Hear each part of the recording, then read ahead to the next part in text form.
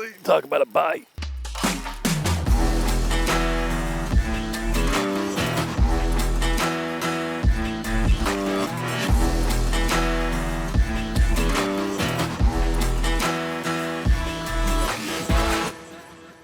So this is the funnest time of the year for me to be on the water.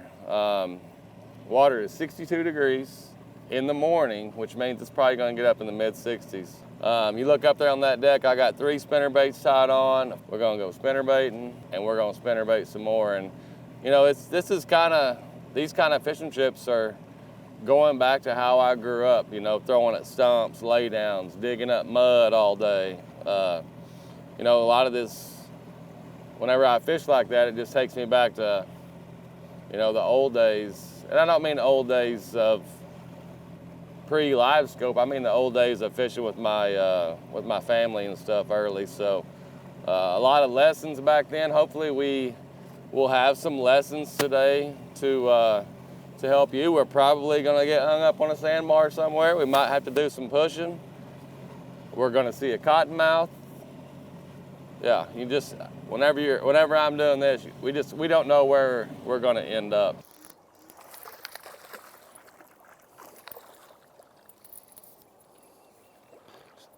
I gotta love it this time of year. Look how short and fat and stout they are. Perfect example right there. Water's 62. We're going down the bank and see that little indention right there. That's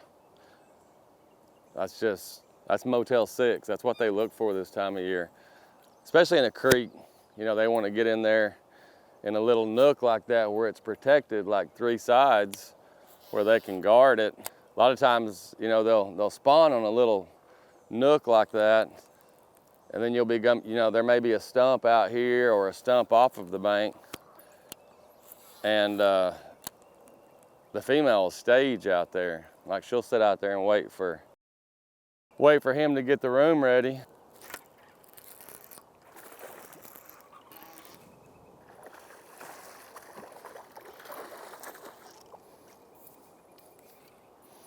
See how much different this fish is than the first one? White.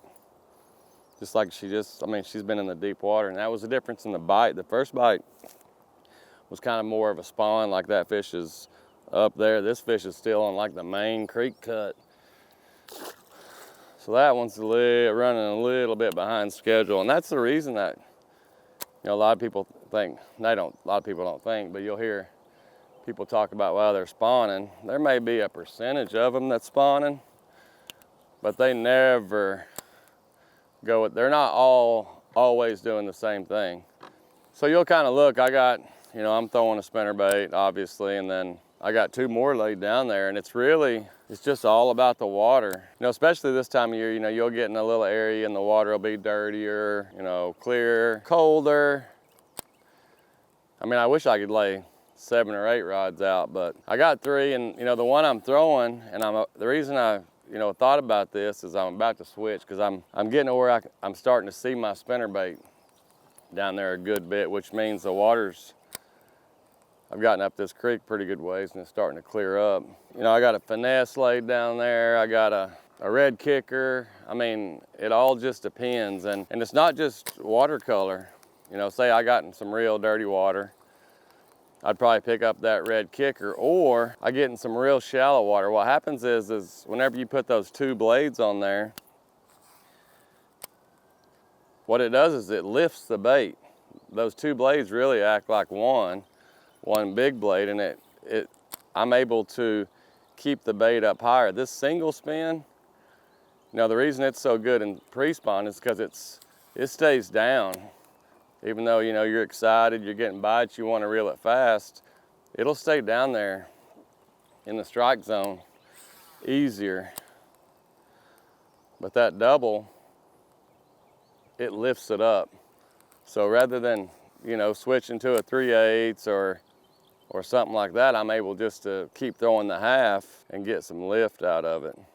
It's weird because, I mean, choosing the right spinnerbait, and this is the best way I know to say it, it's so simple, but yet it can be so complicated. You can make it complicated.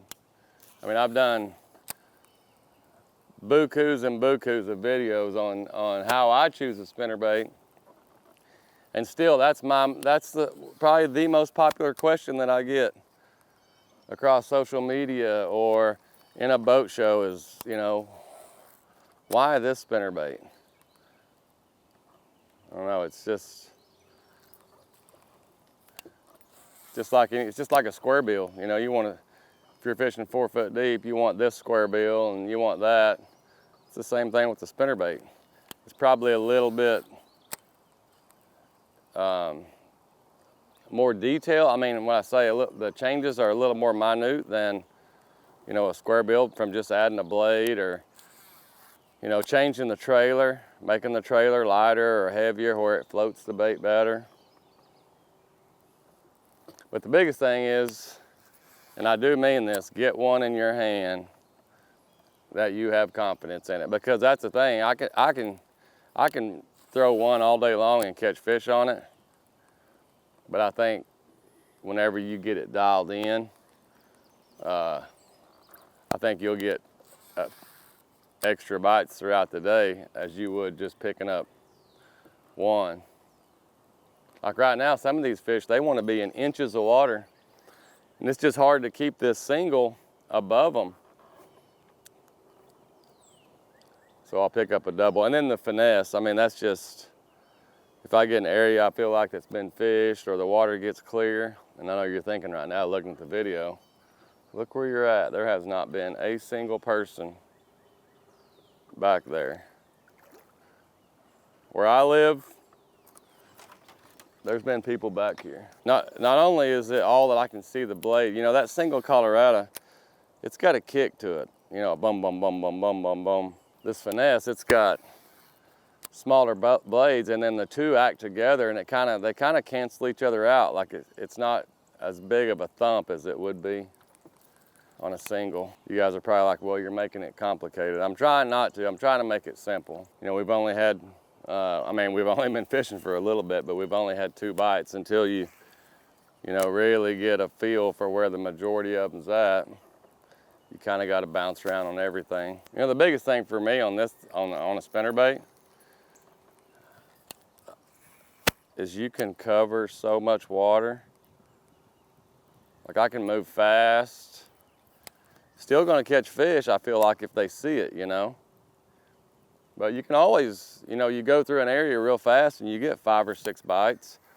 You can always turn around, go back through it again, you know, go slower with the spinnerbait or pick up a flipping stick or something like that. I've not been down here where we're at today, and actually a pretty long time, too long. So I'm just trying to see where there's a population of fish.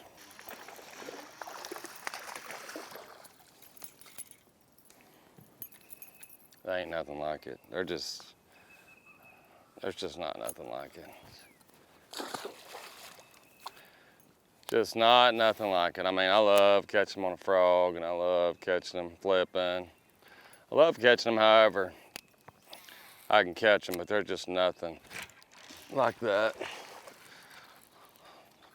Just see that old blade turning, and you'll probably notice that, I need a new trailer anyway. You'll probably notice that whenever I make a cast, a lot of times, you know, when the bait lands, my rod tip's up. And then as it comes out, my rod tip drops. And the reason for that being is because, you know, it's obviously shallower up there, so I want to keep that bait high, and then as it comes out and gets deeper, I'm going to drop my rod and keep it down. And that just comes from, you know, all these years of fishing. Like right now, with the water temperature and stuff, there's a lot of fish up there. If they're not spawning, they're getting ready to spawn. And then you kind of, I don't want to say slow roll it, but you kind of get it down out of sight as it comes out. And you'll pick up a lot of females out in front of that. You know, they're just sitting out there, hanging out, waiting for old Bill to get stuff done. The thing about this bait, is you can go throw it and you're gonna catch fish. You just throw it out, reel it in, you're gonna catch fish. But you know, whenever I get around something, I try to make it look alive, you know, make it do something that it normally wouldn't do like right there on that stump. Just give it a pop, a quiver, a pause, something to make that fish trigger, because a lot of them, I mean, I'm sure today there's been 50 fish, 25 fish that's seen my bait. If they're hungry, they're gonna come get it. But those are the easy ones to catch. Like I wanna catch the ones that don't wanna bite, and that little snap or pause or something like that, that's what triggers them to bite. I really like this color. Like this is the JC Special, and if you look at it out of the water, it doesn't look that good. It's just like chartreuse with some clear and some black. But when you get in the water, it looks alive. Like I can see the blades, but I can't really see the bait.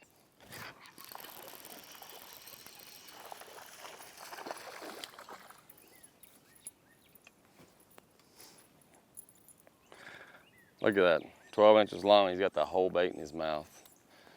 It's the right time of year. Wrong size bass, but right time of the year. You know, it's the time of year that, you know, you got these little holes where they always get. Like you can get bit anywhere. Just 99.9% of the fish are in 3 foot of water or less right now. So the biggest question that I get asked about a spinnerbait is which one do I throw? Which one should they throw? If you had to just pick one, if I had to just pick one, it would be something that I could use all across the board as far as color and blades. And like this one, don't pay attention to the trailer. But like that's a finesse. I mean, you can see how much of the skirt's gone, how many fish I've caught on it. But just a tandem, you know, silver Colorado, 1/2 ounce. That's a JC Special, kind of a natural looking color. All around, like I could go anywhere and catch them on that. A good rule is the colder the water, the dirtier the water, the more I want a single Colorado, because it just has a lot of vibration. But in water this color, you get into that real clear water in that summertime where you need to move the bait really quickly. That's where your willow leaves and things like that come into play. So I tend to kind of hunt the watercolor that I want more so than hunt the spinnerbait, and it's just confidence of being able to catch them up there. Golly, talk about a bite. Thought it was a lot bigger than that. I mean, just act like they have never seen one before. You know, it's really shallow, like, 4 or 5 foot off the bank, probably that deep, and it just kind of tapers off. So when that spinnerbait's landing up there, I'm keeping it real high. And I mean, it's almost like they're sitting out there like 4 foot off the bank, just facing the bank, and anything that comes through, they want to get a piece of it. So it's real similar to a topwater bite. Like you got that old blade up there real high.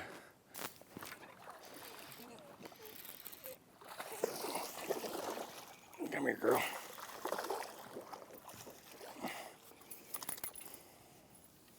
Look at that fish. That's how bass is supposed to be built right there. Short, stocky, mean.